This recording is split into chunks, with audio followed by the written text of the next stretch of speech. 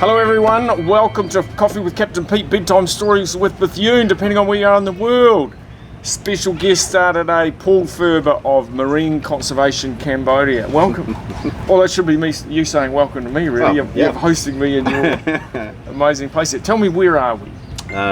We're in Koh Se. It's about 14 kilometers from the mainland of Cambodia, surrounded on three sides by Vietnam.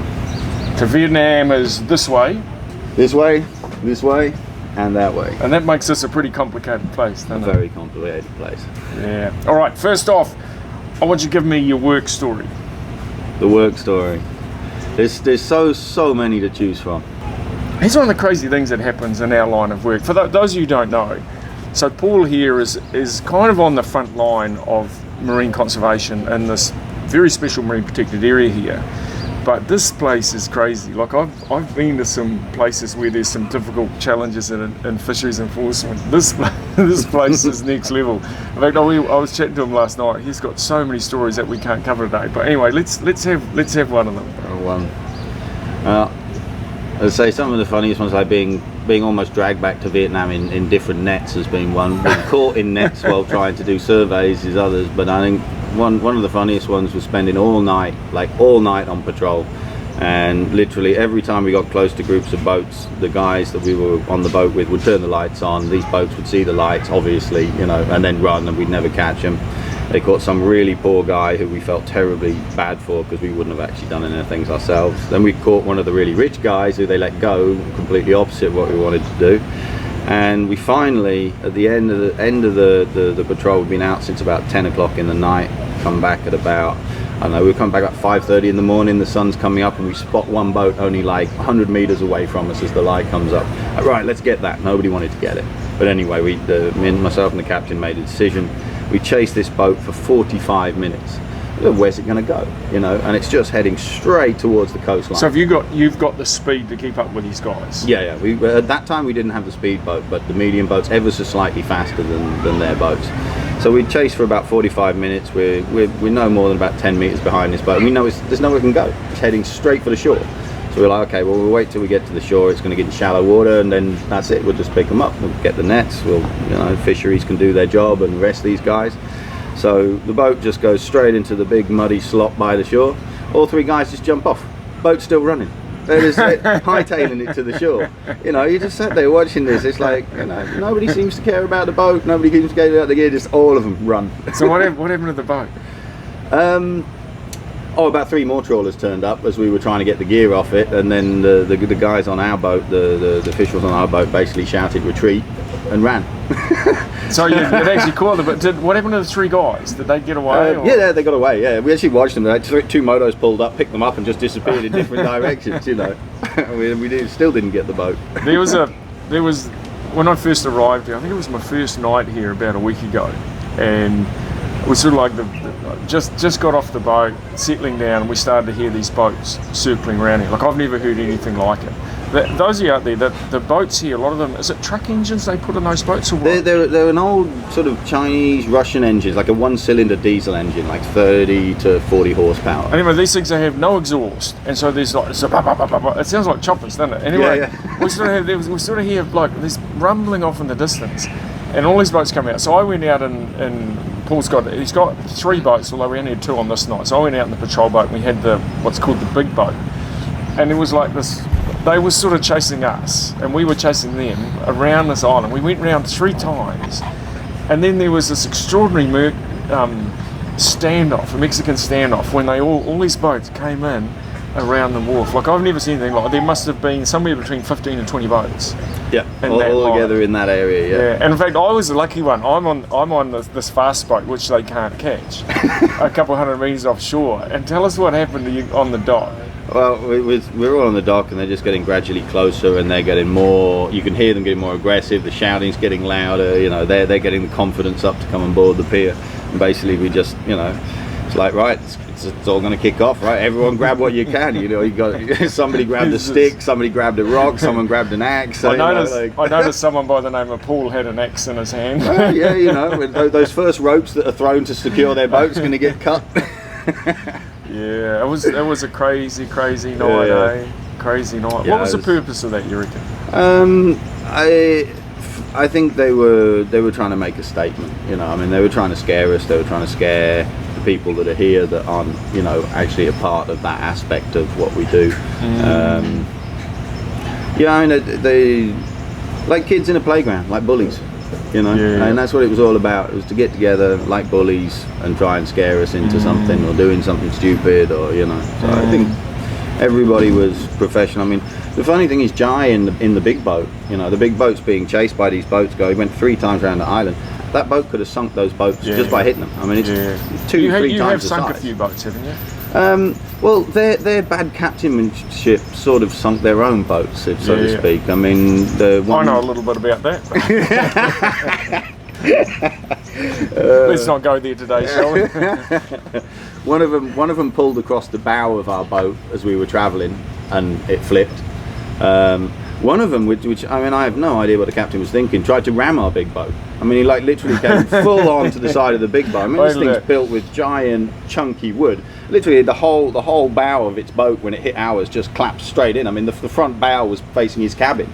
The thing went straight down. One of the things I learned when I was in Japanese prison is that big generally beats small. The same holds true for boats. So I learned that on Addy Gill as well. And so you've got the big boat and you've got the patrol boat, and there's a medium boat you've got as well. What's the story with that? That one's out of dry dock at the moment. It's actually quite funny. There's a good story on that boat. We actually brought that boat about 8 years ago. It was a smuggling boat. So the Navy had caught that boat smuggling motos back and forwards from Thailand. And then the Navy basically, because it had such a good engine in it. When you say motos, it's like truck motors? No, motos, like motorbikes. Yeah, motorbikes. Yeah, okay. The Navy had basically confiscated it, and then they were using it to chase smugglers and stuff. And then they'd obviously upfitted all their boats and got new ones, and that one was just sat there. So we brought that boat. That's how we got that one. But yeah, it's had some stories, that boat. It's interesting. One of the things I find in my travels on illegal fishing, often it goes hand in hand with other lawless industries. So you get an area that doesn't have great rule of law, and often there's illegal fishing. There might be drug smuggling, weapon smuggling, people smuggling, all sorts of illegal activities, and I think this area here is no different. Although I would suggest that the illegal fishing here, it's amongst the highest I've seen anywhere in the world in terms of the sheer volume of boats that are fishing illegally. And you sort of, you know, none of the boats registered, for example. No one's seen the boats here. Like you'll go and you'll look at 20 boats, and not a single one of them has any form of registration on it whatsoever. Is it voluntary to register a vessel here? Or? No, it's actually part that right now the government are having a big push. The IUU issue is hot topic, and registration of the boats is their very, very first thing. And I mean, I think within the next few months the registration of boats across the country is going to start happening. So I mean, because I would say 70% of the boats in Cambodia aren't registered, from the ones around here to the ones up the other side of the coast. And it's a big issue that's now it's recognised, and they're working out a process of doing it.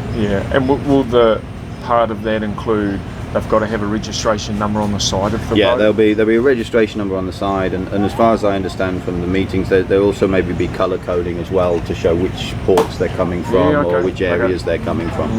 I was noticing the other night when we were chasing these boats around, and the boats all kind of look the same, even though, you know, if you look really closely there were differences, but not enough for you to prove anything in a court of law.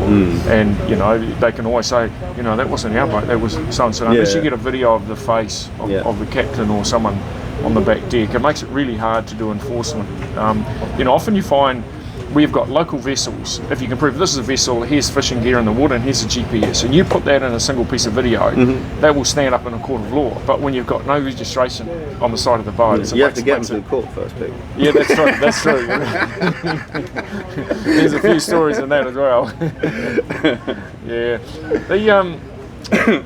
A couple of weeks ago, we busted this. It was what's called a Mura Army boat in the Philippines, and this had something like a dozen hookah divers on the back, and each diver had his own sort of wingman who would feed out these hookah tubes, right? And so they had this big long net lined up, and then the boat drove along, and every kind of 50 metres another diver in the water. There's an extraordinary video of one where you see this guy, he's taking his last few breaths on a cigarette, throws it in the water, does his cross, and then tube in his mouth, down he goes. Like, my lord, that is high risk. Anyway, these guys were diving to 120 foot, and this is illegal on so many different levels. And then initially we were just going to, and see it. And I was intrigued by it. I'd never seen this form of fishing before. But I got so angry in the water, and when I came out of the water, I remember I sort of ordered. We had a Navy SEAL with us from the Philippines Navy, and I said, you tell us, Captain, we're either bringing this boat in or he's letting everything out of those nets go. And there was quite a tense period of time on the boat. I'm in the water, so I don't. I'm not this poor little Navy SEAL having to go and explain to these fishermen that all of their catch is going to be let go, or we're impounding the vessel. But anyway, the point I get to, I thought I'd seen it all. And then I came to Kep, and it has been mind-numbing, the sheer volume of legal fishing that is going on here. Like we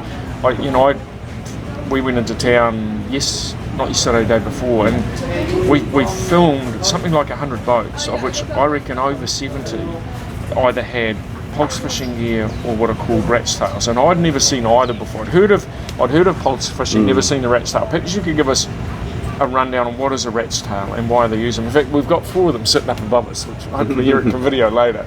These things here, what are they? What's a rat's tail?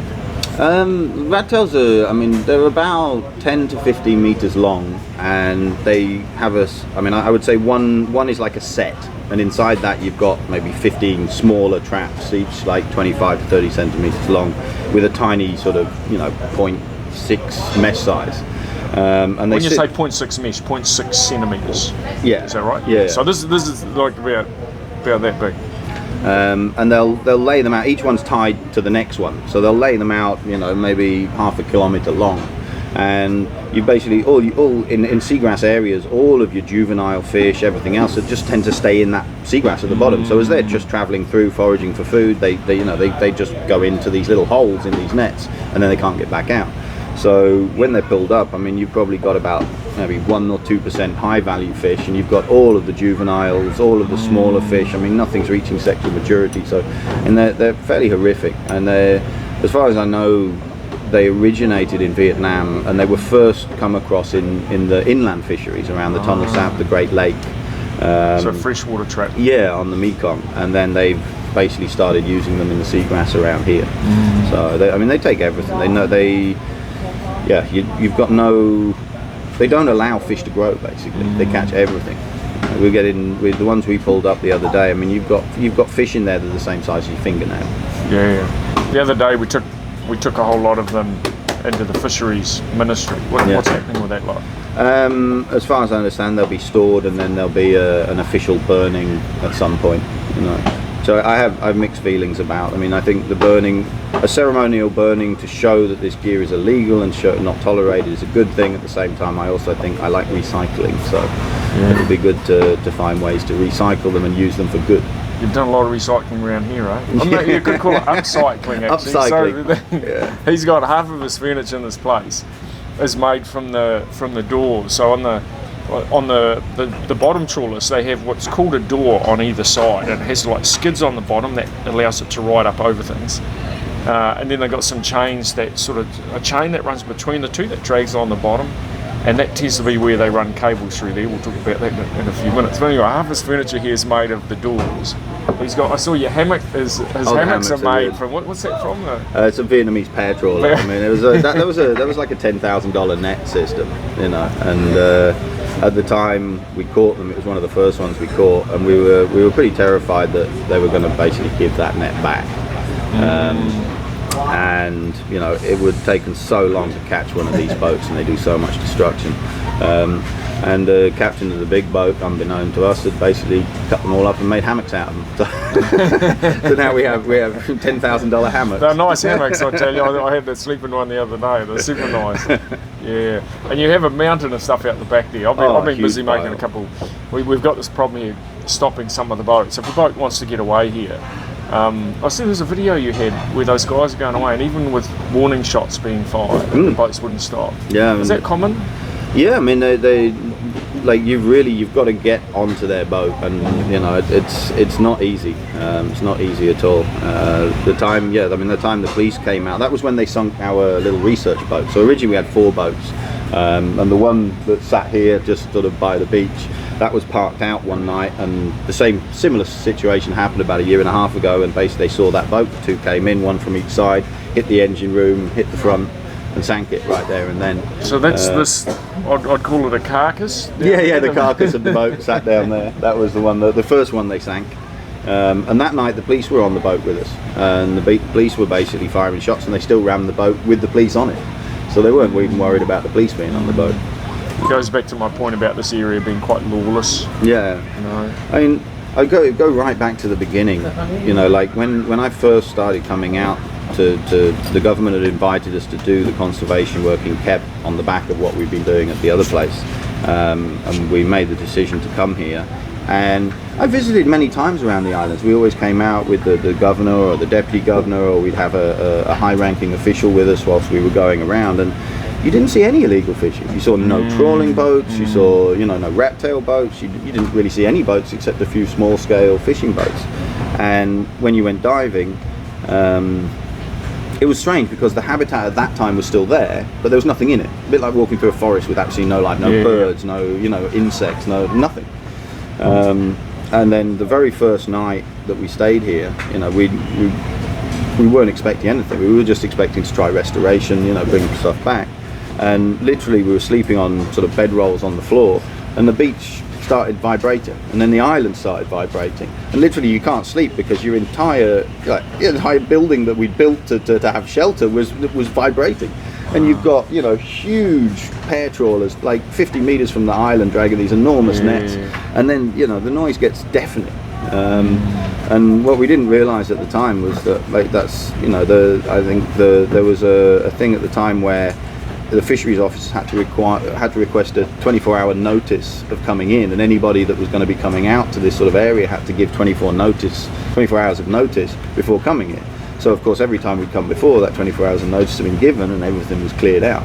But the first night we stayed here, we got a real idea of exactly why there was absolutely no life anywhere. I mean, there must have been 40 or 50 boats, including some big industrial sized boats at that time.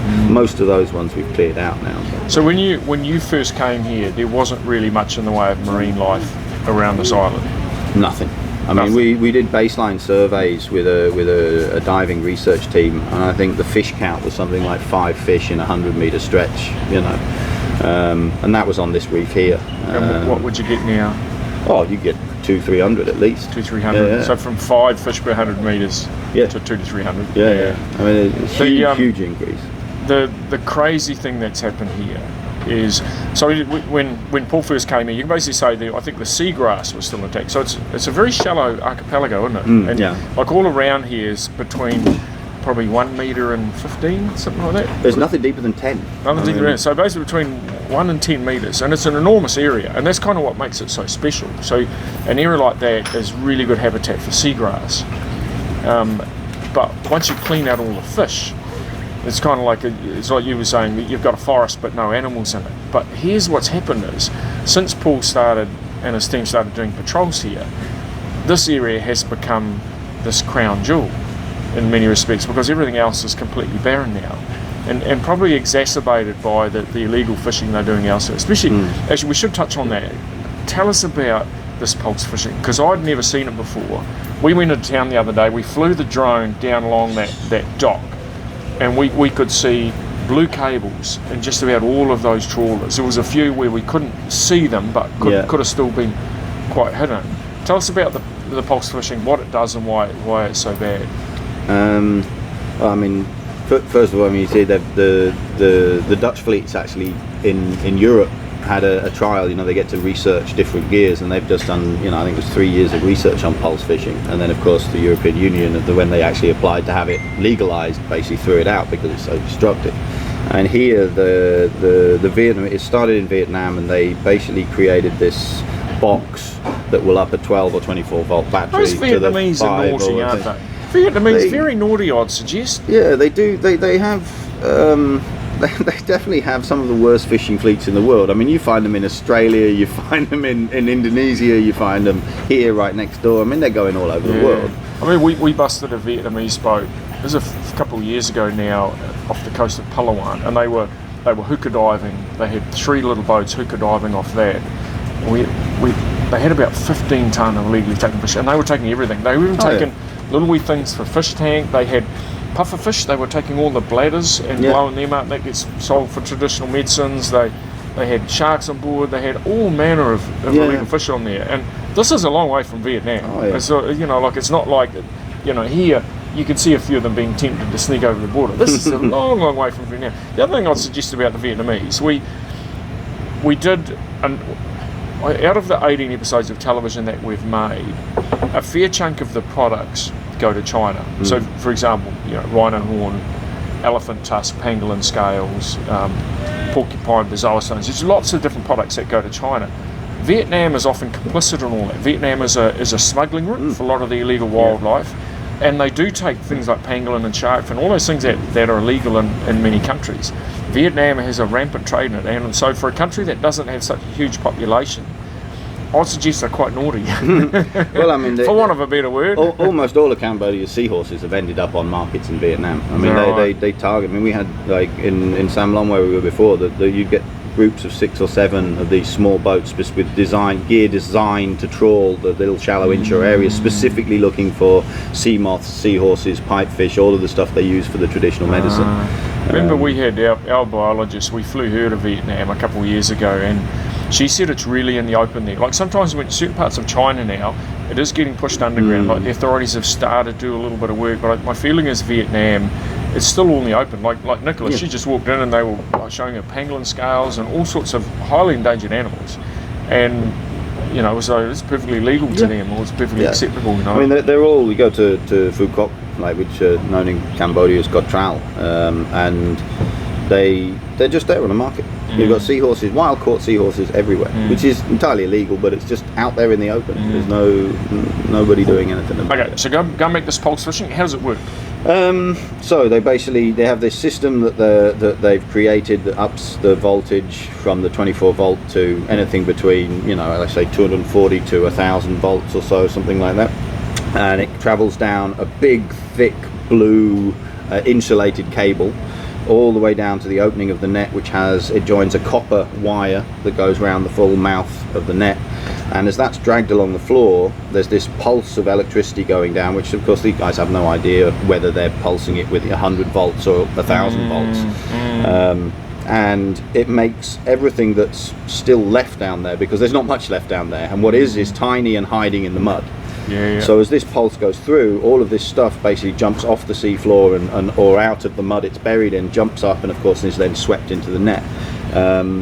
But the thing that's happening is all those benthic organisms and the zooplankton and all of basically the food web that's needed to sustain a healthy ecosystem is electrocuted. So I mean, if you imagine, if I give you a 240 shot, there's a small percentage chance that your heart's going to give up and you're going to die.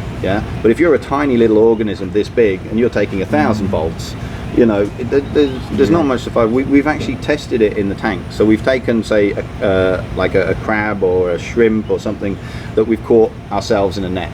Like we go out and catch a little net, we put it in the tank, and then we'll put one of the things that we have been rescued from, say, a pulse fishing net, and you put it in the tank.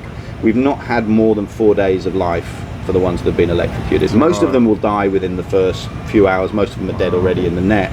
But once you put them in an aquarium and actually do a test on it, none of them survive. So even the ones that are escaping the nets are dying. There was a video you showed me the other day, and it showed this slick almost looked like an oil slick. What was that? Was that zooplankton that had been killed? Oh, that was an algae bloom. So I mean, essentially, this area is so special. I mean, like you just talked about with the seagrass. I mean, we've got there's about 11 different types of seagrass in this area. Plus, you've got all sorts of sort of fleshy algae, and it creates this amazing habitat. And once or twice a year, the water temperature comes up a little bit, and you get this influx of zooplankton, and specifically like the little sea sparkles, the ones you see the luminescence that glows blue that you see all over Southeast Asia. But it comes in en masse, and it's like harvest time. It's basically like the rice harvest, or the harvest time of other countries. All the fish, boom, it's breeding time. All the fry get food, all the big fish get food. Everything just masses. It would have been a time when migratory animals would have been coming in filter feeding, like whale sharks, mantas, and now it's so overfished, there's nothing to eat that, so it's just starting to bloom, you know. And then once you've got all that zooplankton in the water, and then you have 40 boats that travel through, all electrocuting it, it suddenly dies. So you get these patches where it's been electrocuted of this, you know, huge amounts of dead zooplankton. Each of that's going to be releasing, you know, a certain amount of ammonia through the death of it. That then sucks the oxygen out, which creates more, and then suddenly you get into this massive vicious cycle which where creates more algae, and with nothing. Well, it creates more dead algae, and essentially you've got an algae bloom, one of these great big toxic algae blooms, and that was what I showed you. I mean, it's just the whole ocean went green, and it was a pure sign of a ecosystem in complete collapse. You know, I mean, hotels and things in Kep spent 2 weeks trying to get the smell out of the sheets and the pillows, and I mean, it was horrific. Everything washed up dead on the beach. It was a major event, and a large proportion of that, yes, you've got the sea level rise, yes, you've got other factors, but a huge factor in that was them just travelling straight through the archipelago, electrocuting everything that was alive. The other thing we should touch on as well, the other night when we had all those trawlers going backwards and forwards, and then we had all of the seagrass started washing up here, and just you explain to us a little bit about seagrass and its role in the environment. Like this is a massive area of what historically would have been seagrass. Yeah, almost all. Yeah. And the trawling is dragging all that up and killing it. Yeah, completely. I mean, there's huge dead areas now. I mean, the seagrass is essential for so many things. I mean, you've got the carbon sequestration, you know, the fact that it works as a nursery ground. It's such an important part of an ecosystem. It has so many uses. And essentially what they've done is, you know, maybe a first trawl will just rip a little bit up, you know, a second trawl will rip a little bit more up, you know, and essentially they're actually changing the bottom composition. So the more that they've trawled it, the more they've electrocuted it, they're taking away any sort of solid substrate that seagrass can actually propagate in. And eventually what you end up with is, instead of a hard bottom you can sort of put your hand on, you've got this sloppy, muddy, sedimenty slop, you know, like an anaerobic, nasty mess. And you can put your arm, you know, all the way up to here into it. And this is, you know, and of course then these giant sledges, they're just getting deeper and deeper, the sloppier the mud is. And yeah, I mean, they've trashed it. Would you have ever had manatees or dugong here? Oh, yeah, there's dugong here, yeah. I mean, we've got all sorts of pictures of dugong that have been, we haven't got any live ones, and we've got pictures of them caught by the fishermen, and the gill nets are one that have caught them. You've got the electric trawlers, the pair trawlers, and they've basically been decimated. This is a tough place for any fish, really, isn't it? Oh yeah. I mean, it's a war zone out there. I mean, we've had 4 dead Irrawaddy dolphins in September, and those are just the ones we know about. Those are the ones we actually saw and found ourselves. You know, so yeah, there's a big animal in this area. You run in the gauntlet every single time you go out.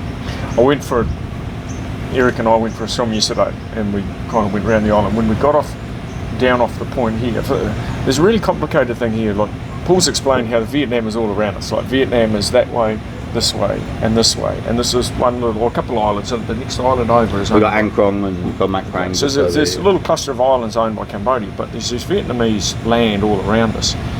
And I think your territory goes up, is it at 50 metres off the end of the island? The new MFMA area that's been signed by the Ministry of Forestry, Fishery and Agriculture basically is 50 metres south of the island here, and then goes around 4 kilometres east and west of the island. So anyway, so I went for a swim yesterday, right? And Eric and I are off in the end of the island there, and we could see there was a pair trawler setting up further up this way.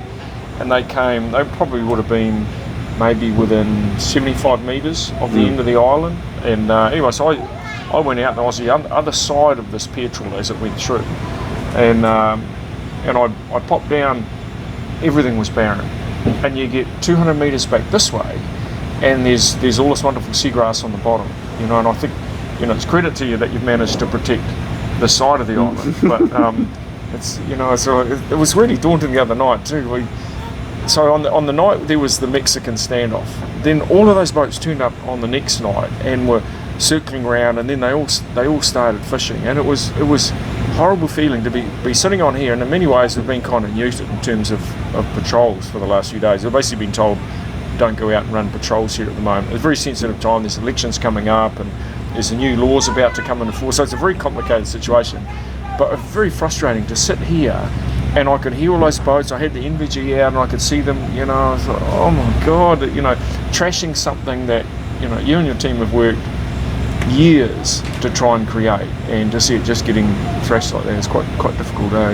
Yeah, it was not a good 2 days. Yeah, like trust me, it was not a good 2 days. What I saw off the end of the island here, so because that's technically, Paul isn't allowed to patrol that area, there's nothing there. There is nothing there, and it'd be such a nightmare to see that situation come over and start to get reflected in this Olympia. I go back to my point. This entire area was a wasteland. In the space of a few years, this little wee enclave around Paul's Island has become this crown jewel, and now all the fishermen are obsessed with it. They're obsessed to come and fish this one little area of fish that remain, and they don't see the big picture of, you know, that provides a breeding ground for fish that will go and populate other areas around things. Like, it's such a shame to see. Essentially, one of those trawling boats can come in here and fish for 30 minutes and catch the same as they would for an entire night somewhere else. So if they can get away with us not going out to chase them out, and they get more than 30 minutes, you imagine what they're catching. I mean, the money now involved in fishing here. They fish elsewhere, and the biggest shrimp they'll catch is about this. They come into our area, and you've got hand-shaped shrimp. You know, I mean, the stuff that they're catching from here is, you know, class A, high quality, high value catch. Yeah. Whereas everywhere else, it's very low value catch with an awful lot of bycatch, which is, you know, basically worthless. Tell us about that, concrete blocks. The concrete blocks, me and Amit came up with the idea one night. I mean, we've always wanted to put in anti-trawling structures, but we were like, we've watched so many go in, and we've watched, you know, in other places and not necessarily work as well as one. So we sat down and we used Jenga blocks to create different sort of structures and work out how that would be affected by water movement. We looked at say aquaculture systems in, say, oysters and other stuff, and looked at how to put that together, and we came up with this sort of 3D design of these blocks that would fit everything, that could be done at low cost. We can build them ourselves, we can move them ourselves, and then of course, like Jenga, you can adapt and build them to whichever sort of shape or structure and height depending on the water level. And the idea with these is they provide a reef structure for corals to start to live on, to fish to live in amongst, and a bit of protection for some animals. I mean, it's basically an artificial habitat that can also stop trawling. So I mean, a full set's weighing somewhere in the region of 3.5 tons, so it should stop the trawling. The idea is to cultivate oysters, and some of them are naturally cultivated without just doing anything. That's going to help with the filtration of the water. They attract sponges, coral growth. You know, they're really good. I mean, the area between here and Koh Krong, we've got, I think, 6 or 7 sets of blocks in there, so it's impossible for them to trawl through there. And the increase in life since we've done that, which is only a few months, is just ridiculous. And you swim through the channel now, and you've got fish everywhere, and stuff starting to grow, and you know, there's this healthy ecosystem coming back. Tell us about, there was a little clip of video you showed me the other day that had some guy pointing some kind of weapon back at you. What was going on there? Oh, the spear guns. So the Vietnamese guys with the hooker system, similar to the ones that you come across over there. I mean, we've caught them here. I mean, sometimes you pull up, they don't even have fishing gear. They've got a hacksaw and a hammer and chisel, you know. And what are they doing with those? Hacking up the coral. You know, they'll find the whip corals, they'll cut them, they go for about $300 a kilo, and they use some big bundles of those. They'll literally take the plate corals, the branching corals, they'll literally rip up everything they can. Really positive point on that was, I think Indonesia just recently banned the export of all their corals. You know, it'd be nice to see Vietnam and Indonesia and Cambodia and a few other countries follow suit on that. Let's say, like, you know, I spent quite a bit of time in Indonesia. They are sorting their stuff out. Yeah, Indonesia compared to most countries in Asia, Indonesia have done an amazing job with their fishery and getting, especially the foreign boats. Like you're a brave man. You go taking a foreign boat fishing in there now, eh? Their minister of fisheries over there. I mean, she's a whirlwind. I mean, she's come in and really cleaned that up. I mean, we follow Indonesia. I mean, in a lot of our presentations about trawling. In Indonesia, even before her, Indonesia in the 80s actually banned bottom trawling, and the statistics from them banning bottom trawling are extreme. I mean, over the next 5 to 10 years, I mean, their fisheries production basically increased 100-fold. They stopped bottom trawling entirely throughout their whole country, and the fishery products, you know, increased to such a huge level. And then not just the fishery products, but they then brought in billions in tourism. You know, Indonesia even from the 80s has been an impressive country to watch. In some ways, often it's generally more challenging in a larger country. Like you know, Indonesia, it's a huge very coastline. complicated group of islands, and like it's not a homogenous population like a lot of places, a massive population. And so for the government to be effective in sorting that out is quite extraordinary. And in some ways it's contrasted with what we see in Cambodia here, which is really struggling to deal with these things. So the speargun thing, just tell me what happened in the end of that. So we were chasing these guys who'd been basically collecting seahorses and coral and all sorts of other stuff, and as we're chasing them out, one of the guys gets up and he's got one guy sat there and they've got maybe 3 or 4 spear guns, and one guy's loading them, the other one's sat on the top of his boat basically shooting them at us. I mean, we got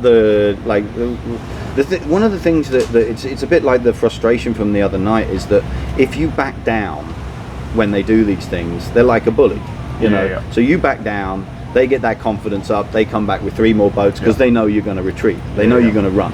So the fact is you can't run, you've got to follow that through to the end no matter what, because if you don't, you've given them that ground that allows them then to come back the next day with 3 more boats who say, you know, these guys just do that, they're going to run, you know. So basically these guys were firing these great big spear guns at us, and we got the cool box lids because we've got an ice box on the boat for carrying the ice to the island. So there's us all huddled behind, there's a couple of guys at the front huddled down at the bottom, and this guy's just firing these huge spear guns, you know, straight at us. There's a lot of anger here between fishermen, also between your team. Like when I was out on the boat the other day, and I was listening to the radio of the Cambodian boats, and they were angry and excited about it. And then, you know, there's your guys on your boat who you know, passionately trying to preserve this place. Like it is a tinderbox here. And you know, thankfully the other night when there was that Mexican standoff, it didn't actually go anywhere other than whatever.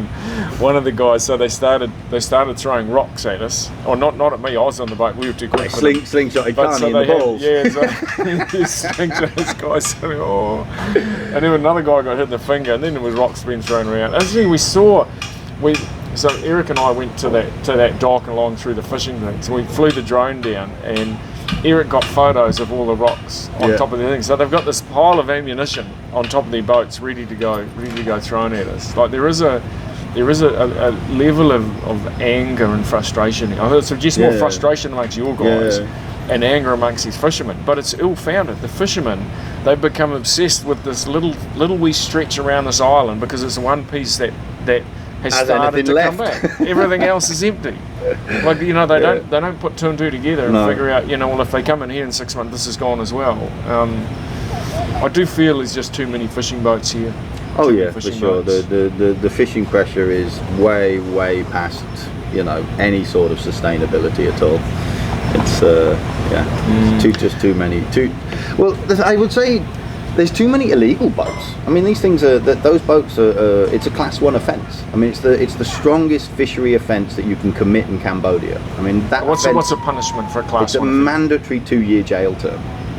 2 years. That'd set you up a bit, wouldn't it? 2 years in prison. Yeah. Has anyone been charged with that? There was around a year or so ago. There was quite a push from the Kampot fisheries team in the next province, and they were catching a lot of the electric, and they were getting them to the courts, and they were getting them to the jails. But here, no. But here, no. And I mean, the biggest problem then was the work that they were doing was absolutely great, but they were arresting the crews, and you know, the owners of the boats just replace the crews. You know, and I mean, unless they target the owners and the controllers of these boats, the crews, there's so many poor people out there that are willing to work, you know, and I mean, half the time, you know, a lot of the boats that we actually catch and manage to catch are the ones where they've just installed a new crew, are not so experienced, you know, they don't know really the actual extent of what they're doing, and some of them don't even know what they're doing is illegal. But the owner and the controllers of these boats know very, very clearly. I mean, the anger that you can hear on those boats, you've actually got these, you know, there's 3 ladies and a guy sat at this illegal pier at Pregton Inn, and you can actually hear them over the radio shouting at these guys, kill them, sink their boats, fight them, you know. And like, you hear that over the radio. I mean, these guys over there sat in their little house with their radio are inciting these guys on the boats to attack us. You know, a lot of the guys on the boats, you know, You know, there's a mixture of the really hardcore ones who really, you know, are just up for a Certainly fight. a couple when we were driving around in the fast boat the other night, and there was quite a few. They were trying to turn straight at us. You know, we were just lucky to have the speed and agility to avoid them. But you know, make no mistake, if we stalled an engine, they are all over us. And, you know, they'd be sinking us, and you know, we'd be you know, probably struggling. Hopefully the big boat come and rescue us before they run us over. You know, and it does have the feeling of a tinderbox here. One thing I really want to touch on is this challenge of enforcement. You've got the Ministry of Fisheries, or the fisheries people who are administration, here, and they're in very thick with the fishermen. And you know, I don't want to say that there's corruption between the two, but certainly it doesn't seem like these guys want to go and catch these guys at all, and that makes it very hard when they're actually the officials who are needed to do the prosecution. I mean, it's incredibly complicated. What you've basically got is how do we put it in a nice in a nice way? So you've got all these guys that are illegally fishing, and you've got this big giant pier with a very powerful owner of the pier making huge amounts of money, and huge amounts of money changes hands to allow them to continue doing it. You've got the national fisheries who are desperately trying to clean everything up. I mean, these guys are working full-time, solidly on all of this stuff, you know, in policies and trying to get this stuff to the ground. But at the same time, you've got a decentralization that's been happening over the last few years, which basically takes a lot of the power of control from the national to the subnational level away. So on a subnational level, you know, on a provincial level, you know, these guys have a lot more freedom than they did before in that sense. So let's say, look at the fisheries, you know, some of these guys, are very close with these fishermen and have relationships with these fishermen, and others basically have to go to the market, and their wives have to go to the market and then see all of these people, you know. So regardless of whether they are corrupt or bad people or whether they're good people, it's such a small community that, you know, and these guys are violent and they're threatening. I mean, they threatened my captain, they threatened my captain's family, they've threatened fisheries officers.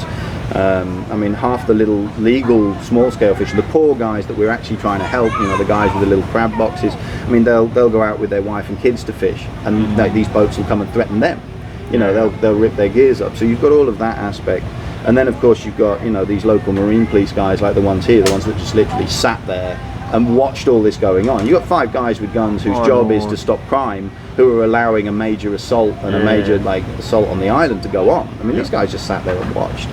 You know, so there was a very awkward meeting with those guys, eh? Yeah, I mean, very awkward, you know, the guys, and it was, you know, to fill you guys in. So on that night where we were busy chasing these 15 boats, we were trying to chase them out of here, and then they then started chasing us, and there's 15 of them ganging up on us with only 2 boats, and Paul had one of his guys went over 4 times to ask them. So the police are 200 metres from us here. There's 5 of them stationed there? Yeah, there's 5 or 6 that night. 5 or 6 police there.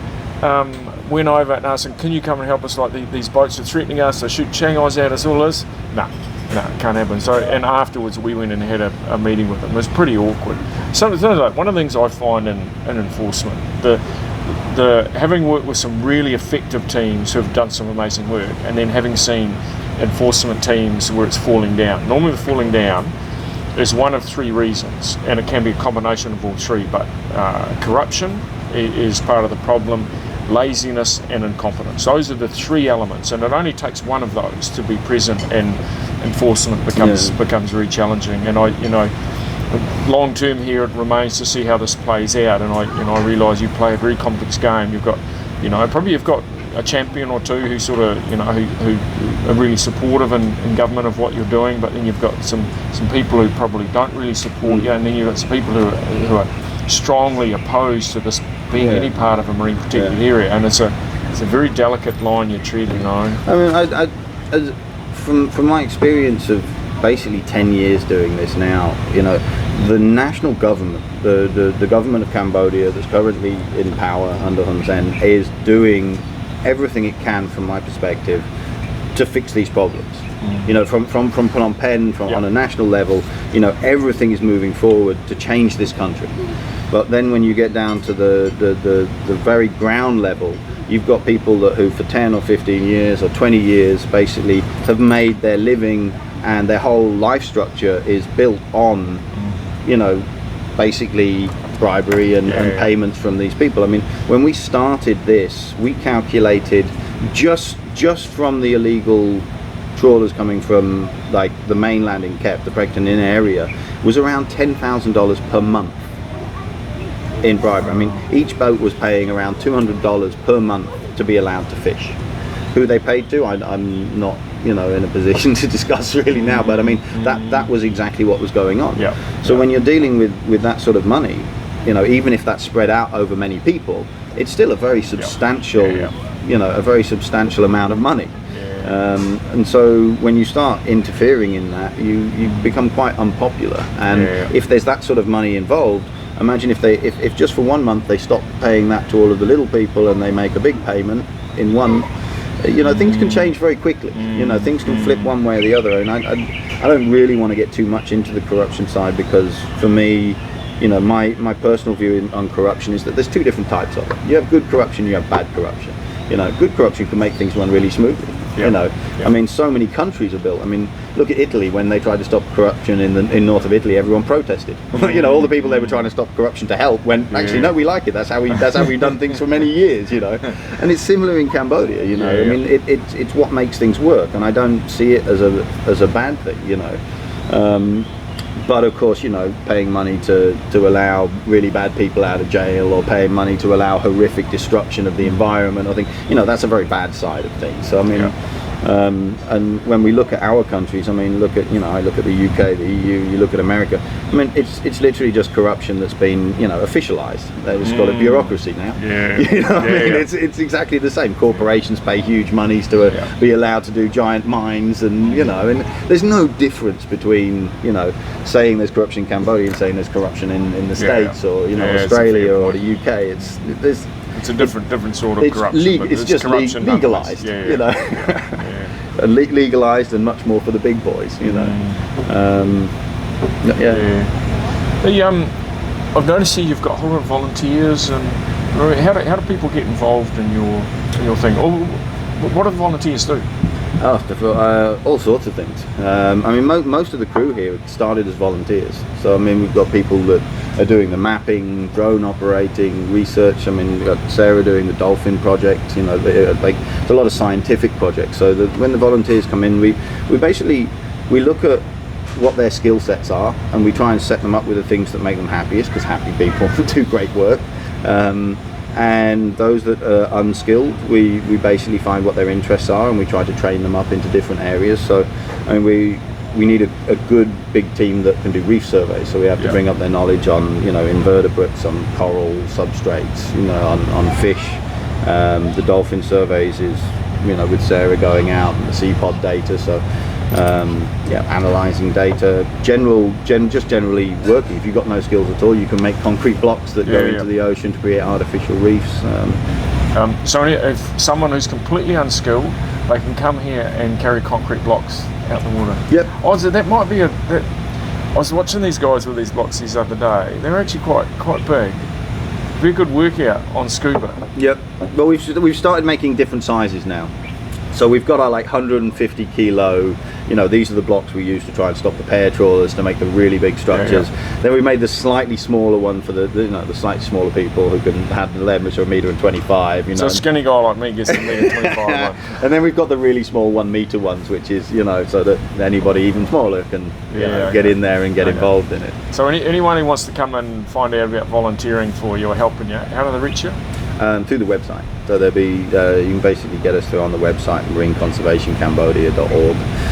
marineconservationcambodia.org if you want to come and help Paul, and even if it's a year or so away, you know, they could they just contact, and there's Amit and Tom Tongi on there, and they're always on the emails, and so you apply, and basically there's an application form on there, and we talk about everything. I like to plan like the projects in advance when people come in, find their interests, and the guys spend a lot of time conversing, because we really want to get people with the right idea, the right mentality, you know, that are coming here to help. I'll tell you, one of the things that has really impressed me here is your workers have such a good attitude here. such a good attitude. I was up at 5 o'clock this morning, and already a couple of guys were out busy beavering away doing stuff like. I think it's a credit to you. You have a really awesome team here, eh? Yeah. And it's got I'd suggest it's got a great culture of a very strong work ethic, and it is a happy crew. Yeah, we're a bit like a hippie crew. commune without the hippies. Not a lot of hair going on there. Although look at it, there's a fair bit of hair going on that bloke, isn't there? Yeah, so I think this is a real credit to you, mate. Like I visit plenty of places where there's some good work and stuff going on, but this place is something pretty special, eh? And it's a credit to you and your whole team who created this wonderful place, and much respect to you. Well, I think we've kind of covered a lot of topics here today. So any guys who want to follow Paul, he's on Facebook, Paul Ferber. He's also got Marine Conservation Cambodia.org, and I've got a Facebook page as well. So if you want to come and volunteer in one of the coolest little islands I've ever been to, then reach out to him and his team and come and join us. And Paul, again, much respect for what you've achieved here. This is an extraordinary place, and you have created this little crown jewel here, and I hope long may it continue in the future. So, and thanks for joining us on Coffee Captain Pete. See you later.